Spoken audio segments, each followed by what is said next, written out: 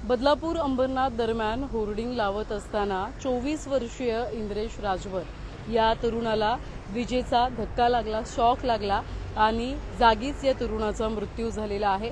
घटनास्थळी सध्या आपण आहोत। काही वेळापूर्वी संबंधित ठेकेदार त्याच्याशी आपण संवाद साधला, त्याने माहिती दिली। पोलीस प्रशासन घटनास्थळी दाखल झाले, पण ही अंबरनाथ पश्चिमची हद्द पडते। आपण सध्या घटनास्थळी आहोत।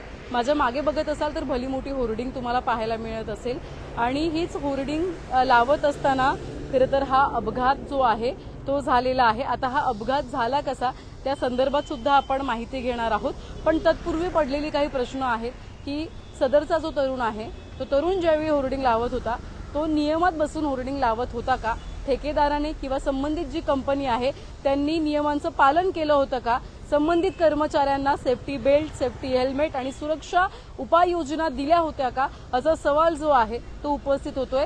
परवानग्या स्थानिक प्रशासनाच्या घेतल्या होत्या का, संबंधित महावितरणाच्या परवानग्या म्हणजे ही जी लाईन आहे ती त्या संदर्भातल्या परवानग्या घेतल्या होत्या का, स्थानिक नगर परिषदेच्या परवानग्या घेतल्या होत्या का, असे सगळे सवाल जे आहेत ते या अपघातानंतर या मृत्यूनंतर समोर येताना आपल्याला बघायला मिळतात।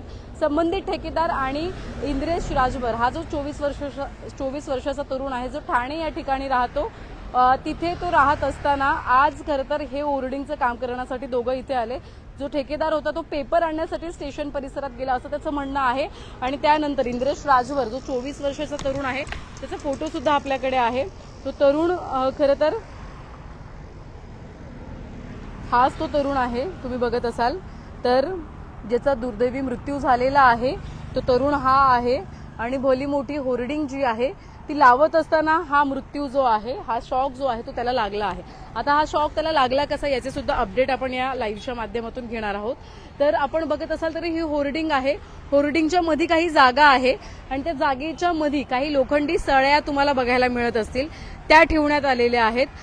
हा जो तरुण आहे तो वरती होर्डिंग लावण्यासाठी चढल्यानंतर एकंदरीत तो जो लोखंडी रॉड आहे तो एक खाली पडलेला तुम्हाला बघायला मिळतोय। तोच लोखंडी रॉड त्याने बाजूला काढला। तुम्ही बघत असाल तर ही जी होर्डिंगची शेवटची जागा आहे तिथून बाजूला काढला आणि शेवटचा जो टोक आहे त्या सळईचा तो या विद्युत तारा जो आहे ज्यातून सुरू असलेला विद्युत प्रवाह आहे त्याला लागला आणि तो थेट शॉक सदर तरुणाला लागला असल्याची प्रथमदर्शनी माहिती जी आहे ती संबंधित ठेकेदाराच्या माध्यमातून देण्यात आलेली आहे आणि त्यानंतर तो तरुण थेट खाली कोसळला आणि कोसळल्यानंतर त्याचा जागीच मृत्यू झाला। आजूबाजूच्या परिसरातल्या लोकांनी धाव घेतली, त्याला ग्रामीण म्हणजे प्राथमिक रुग्णालयात दाखल केलं, पण तोपर्यंत पोहोचेपर्यंत त्याचा मृत्यू जो आहे तो झाला होता अशी माहिती ग्रामीण रुग्णालयाच्या डॉक्टरांनी सुद्धा दिलेली आहे। आता या अपघातानंतर अनेक प्रश्न जे आहेत ते समोर येताना आपल्याला बघायला मिळत आहेत। नियमात बसून खरं तर आता एवढी मोठी होर्डिंग आहे, जर ही मोठी होर्डिंग बसवायची आहे तर नियमांचं पालन करणं गरजेचं आहे। त्याला खरं तर सेफ्टी बेल्ट पहिली गोष्ट म्हणजे जेवढं आपण पाहतोय तेवढं सेफ्टी बेल्ट नव्हता, सेफ्टी हेल्मेट नव्हता, कोणतीही सुरक्षा नव्हती। सुरक्षाच्या नियमांची पायमल्ली या ठिकाणी करण्यात आली होती। प्रशासनाची परवानगी घेतली आहे का नाही हा सुद्धा शोधाचा भाग आहे।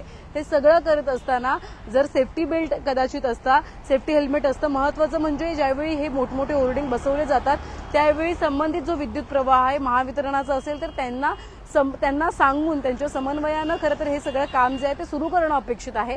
महावितरणाचा एखादा कर्मचारी इथे असणं गरजेचं आहे किंवा विद्युत प्रवाह जो आहे त्याचा प्रवाह जर सुरू असेल तर त्या संदर्भात सदर कर्मचाऱ्याला कल्पना असणं गरजेचं आहे।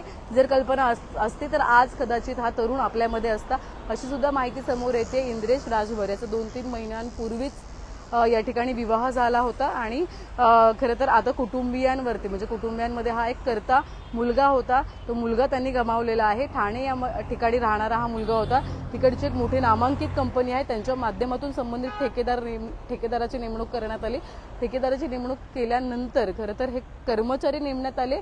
कर्मचारी नेमताना नियमात बसणं गरजेचं होतं होर्डिंग बसवताना, पण त्या नियमांचे पूर्णपणे 3:13 वाजलेले आपल्याला बघायला मिळाले आणि या ठिकाणी या तरुणाचा जागीच मृत्यू झालेला आहे।